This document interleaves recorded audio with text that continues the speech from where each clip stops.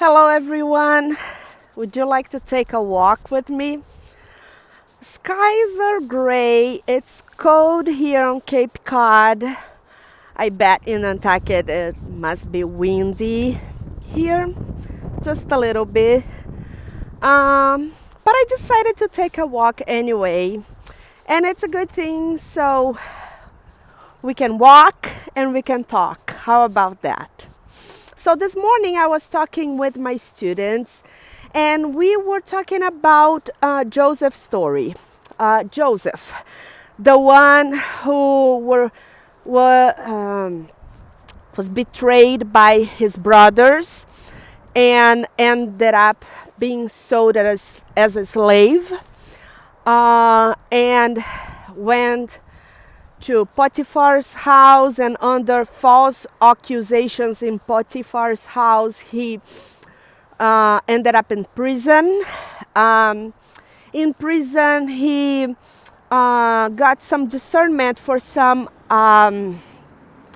dreams, I think, from the people that worked around there.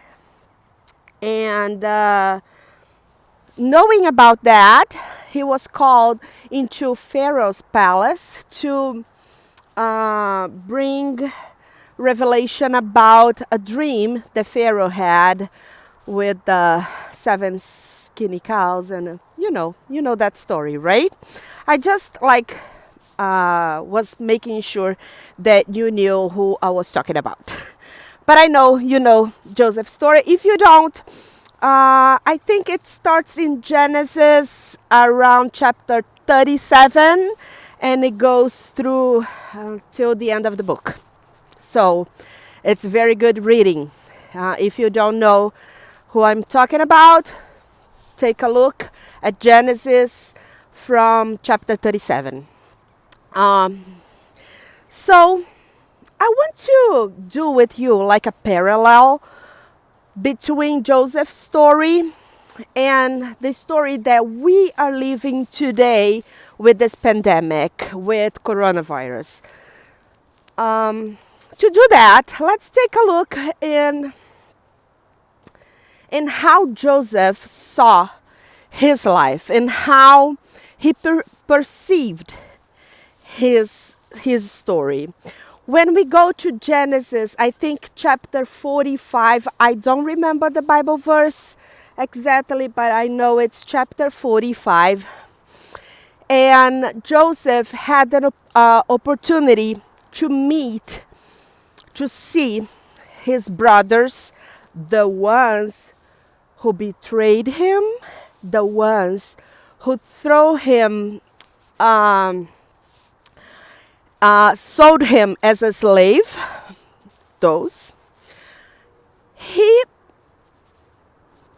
didn't hold anything bad.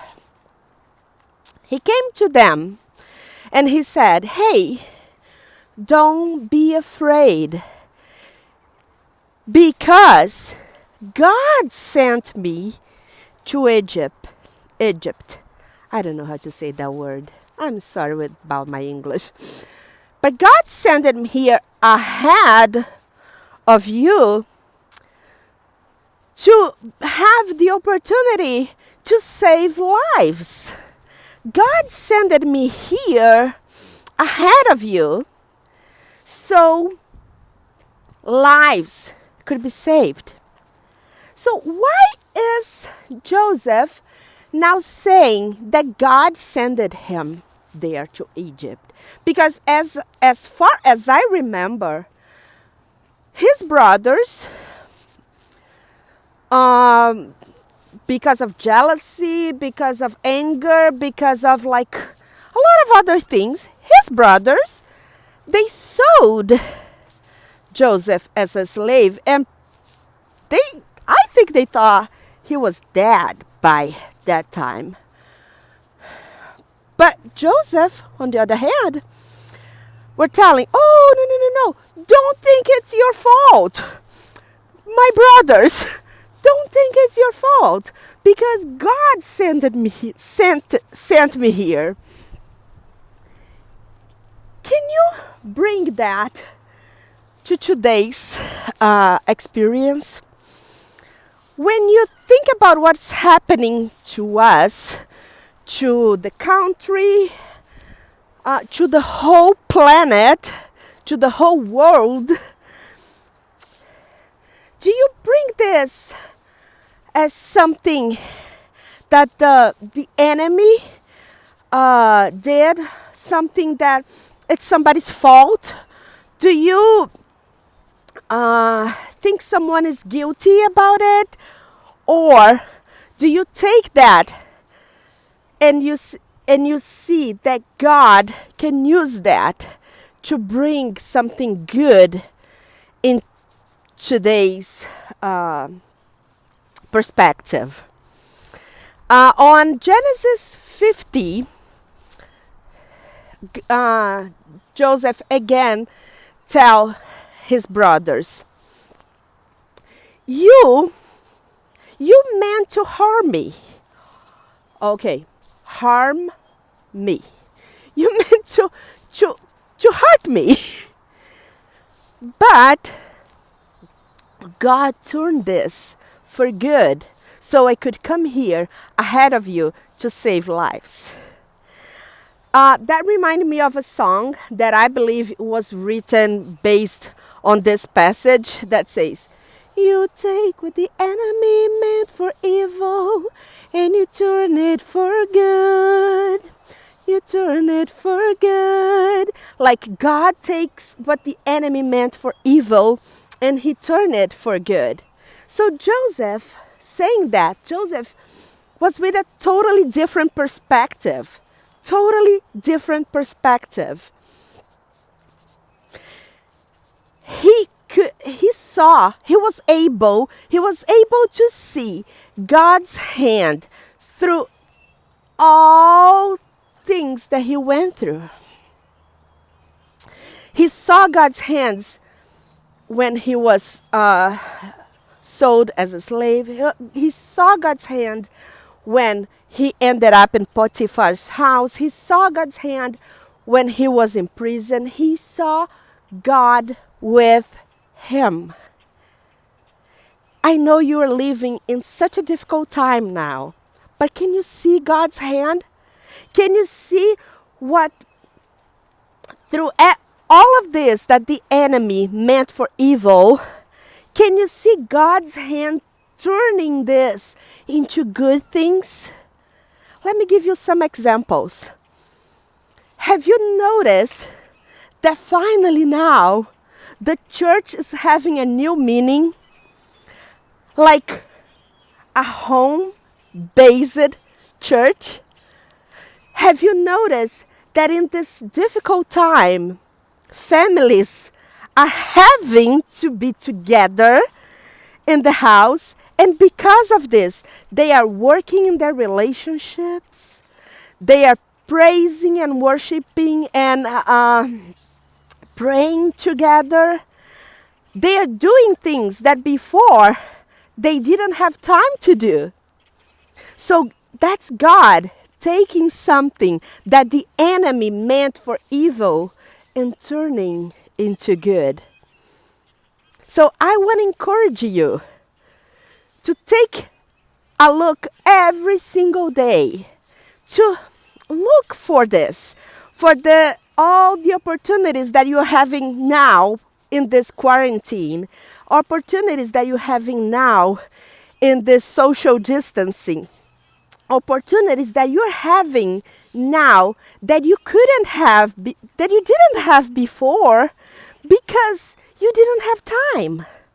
Now you have time. So take a look in everything that God is turning. God turned everything upside down. It's amazing. His power is amazing. So he takes something that the enemy meant for evil and he turned it for good. Isn't that fantastic? Can you give me in the comments down, can you give me one example of something that God did in your life this past 2 weeks? I'm so glad that we have the opportunity to talk, that we have the opportunity to interact, that we have technology. How blessed we are to have technology. So now we can talk even though we need to have social distancing. So, another thing that I want to tell you is you're gonna see a victory. You're gonna see a victory. For the battle belongs to Lord. The fight, it belongs to our Lord. So you are going to see a victory. Okay? Okay? Just saw a car, so I got a little scared because I'm in the middle of the street. So take this time to pray more, to work in your relationship with your family, your parents, or your children, brothers and sisters, and take this time to work in your relationship with God, to have like this alone time with Him. Yeah, because you are going to see a victory, because the battle belongs to our God. Okay? It was very nice to talk to you. I will try to keep doing this more often. I'm not sure about my English, so that's why I don't have too much courage to do that. But now, see, one more thing that I started doing because of this coronavirus, talking in English. So I hope to see you soon. And I hope that when I see you, we are all out of this problem and I'm be able to give you a very, very tight hug. All right? Bye. God bless you.